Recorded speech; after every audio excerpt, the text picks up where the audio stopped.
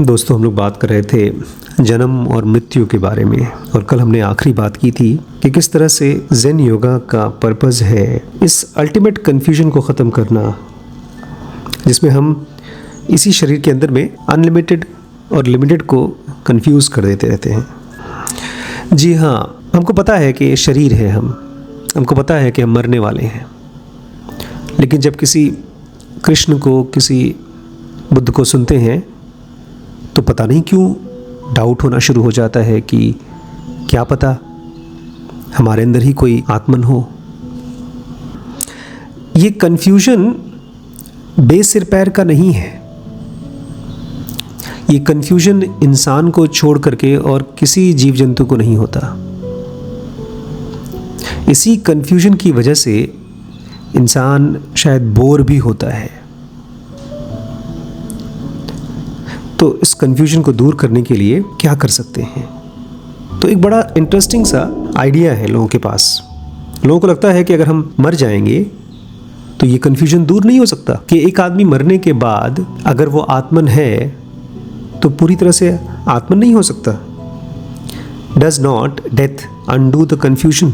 जिस समय हमारी मृत्यु होती है उस समय केवल शरीर मरता है, जिंदगी नहीं मरती, कॉन्शियसनेस नहीं मरता, रियलिटी नहीं मरता।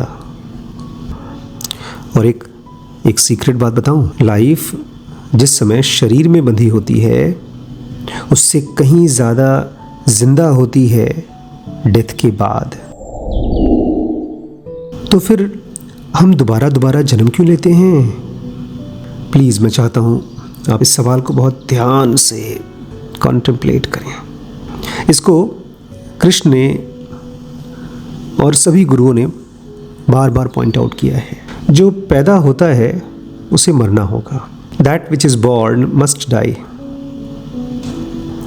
केवल वही चीज़ जो पैदा नहीं हो सकती वही डेथलेस है। जो पैदा होता है उसे मरना होगा।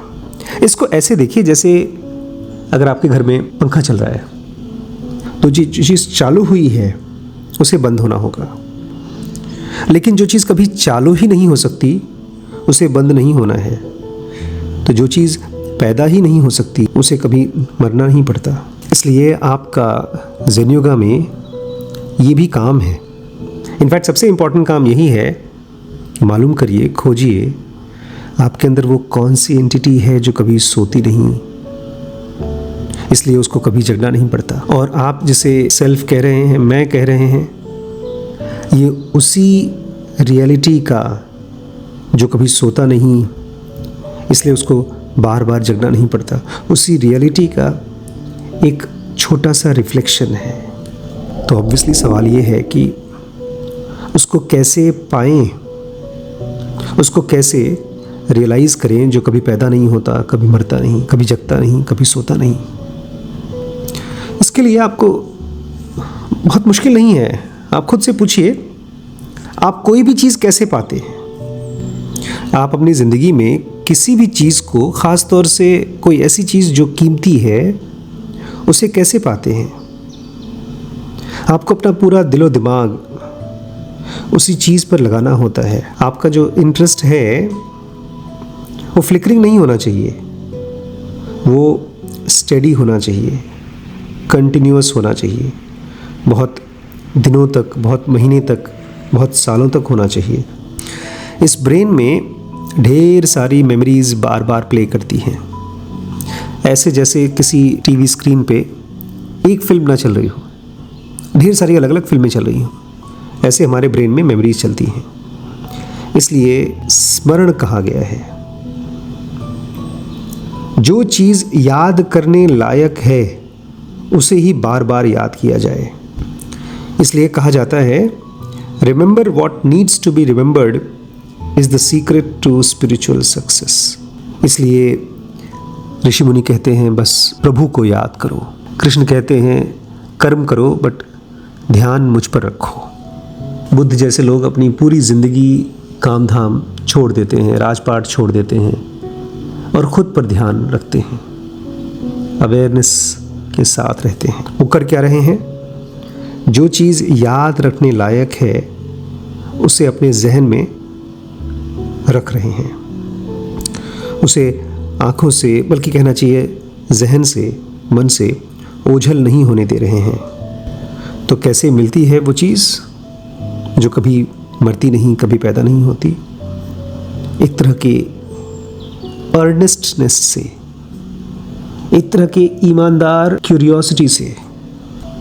और ये क्यूरियोसिटी मात्र ऐसी ना हो कि आपने पूछ लिया पड़ोसी से, भैया कौन जीता है मैच में, कितने रन बने इंडिया के, कि पता चल गया तो भी ठीक है, नहीं पता चला तो भी कोई दिक्कत नहीं। ऐसा नहीं होना चाहिए।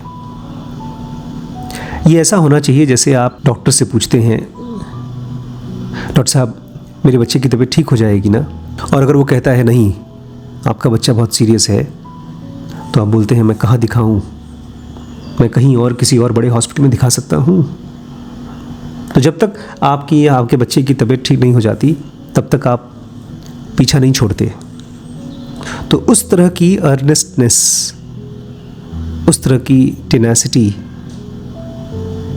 चाहिए होगी। तो एक सवाल ये भी उठता है, तो क्या केवल चाहने भर से, अगर मैं उतना ईमानदार नहीं हूँ, उतना डीपली इंटरेस्टेड नहीं हूँ स्पिरिचुअल क्वेस्ट में, तो क्या मुझे नहीं मिलेगी रियलिटी? अगर वो मेरा नेचर है तो भी क्या उसे चाहने के लिए कोई क्वालिफिकेशन है?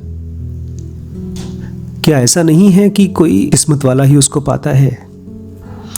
इसका उत्तर बहुत सीधा और साफ है।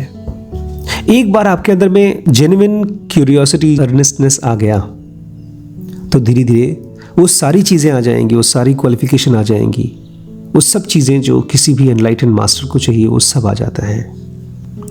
सबसे इंपॉर्टेंट चीज़ ये है कि आप कॉन्ट्राडिक्शन से फ्री हो सकें। क्या मतलब है कॉन्ट्राडिक्शन से?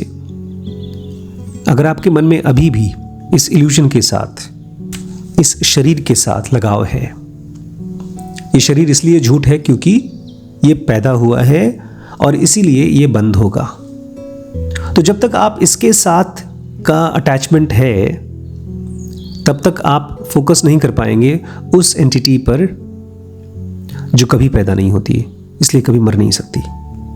ये बेसिक कॉन्ट्रडिक्शन हमारी लाइफ से जाना चाहिए। हम चाहते तो हैं रियलिटी, लेकिन साथ ही साथ हम चाहते हैं झूठ भी। ये तो ऐसा है जैसे कि हम आवाज़ भी सुनना चाहते हैं और शांति को भी अनुभव करना चाहते हैं। हम लड़ाई भी करना चाहते हैं और हम दोस्ती भी करना चाहते हैं।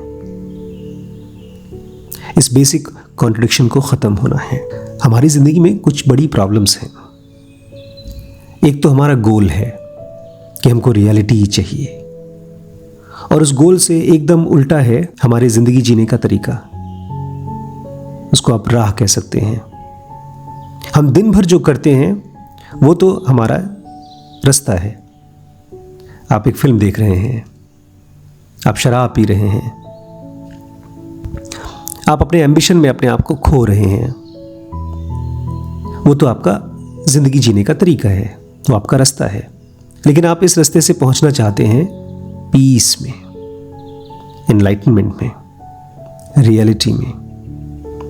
ये द्वंद्व है, ये कॉन्ट्रडिक्शन है। हमारी लाइफ एक तरह से ज़िंदगी के साथ लड़ाई करती रहती है। हमारा बिहेवियर हमारी बिलीफ से लड़ाई करता रहता है। इसलिए इससे फ़र्क नहीं पड़ता है कि आप उसको क्या नाम दें। उसको इंटीग्रिटी कहिए, उसको कंप्लीशन कहिए, बस लगे रहिए। हर रोज़ थोड़ा थोड़ा लगे रहिए। इसलिए बार बार ऋषि मुनि ये कहते हैं कि तुम्हारी ज़िंदगी का पर्पज़ है खुद को जानना। वो बाकी सारी चीज़ें सेकेंडरी रखते हैं। खाना खाना, परिवार पालना, वो सब चीज़ इंपॉर्टेंट है, लेकिन बेसिक पर्पज़ है खुद को जानना। इसलिए जब आप खुद को देखें, खुद को ऑब्जर्व करें, तो एक तरह की ईमानदारी रखें। उसी ईमानदारी से आप गोल की तरफ अपने खिसकते जाएंगे। तो आज का सवाल, आखिरी सवाल ये है कि अगर किसी आदमी के अंदर में वो टेनासिटी या वो ईमानदारी नहीं है तो क्या करे? उसका अगर रंच मात्र भी, ट्रेस भी नहीं है, तो हम क्या करें? आ जाएगा, वो भी आ जाएगा। इसलिए तो कृष्णा जी कहा करते थे, the first step is the last step. आप पहला कदम तो उठाइए। आप एक कदम उठाएंगे, रियलिटी 100 कदम उठाती है। बस आपको अंदर की तरफ घूमना है। आपके अंदर में एक ऐसा आभास है जो डिवाइन है, एक ऐसी खुशबू है जो इटर्नल है। उसकी तरफ अपना रुख तो करिए। जब भी समय मिले, जितना समय हो सके निकालिए और अंदर की तरफ जाइए।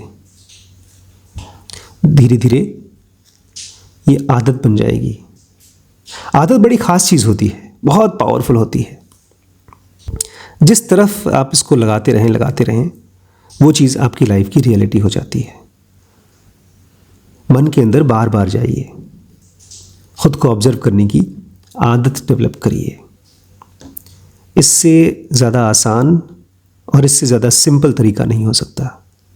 इसमें कोई रॉकेट साइंस नहीं है। जब भी मौका मिले अपने अंदर को ऑब्जर्व करिए, ऑब्जर्वेशन की हैबिट डेवलप करिए। यही हम आपको सिखाते हैं एक बहुत गहरे लेवल पे ज़ेनु का बेसिक कोर्स में। लेकिन एडवांस कोर्स तो पूरी तरह से अलग ही कहानी है। उसमें हम क्या करते हैं, कैसे सीखते हैं, जानना हो तो आप ज़ेनु का एडवांस कोर्स ज्वाइन कर सकते हैं। पैसे की चिंता मत करिए, जो आपका बजट है उसमें स्टार्ट करिए। और अगर आप चाहते हैं मैं आपके शहर में आऊँ तो कमेंट सेक्शन में लिख करके मुझे बताइए। हो सकता है मैं आपसे मिलने आ जाऊँ। ज़ेनु विले के लिए सपोर्ट करिए दोस्तों, ताकि आप मुझे मिलने आ सकें लखीमपुर में। Thank you.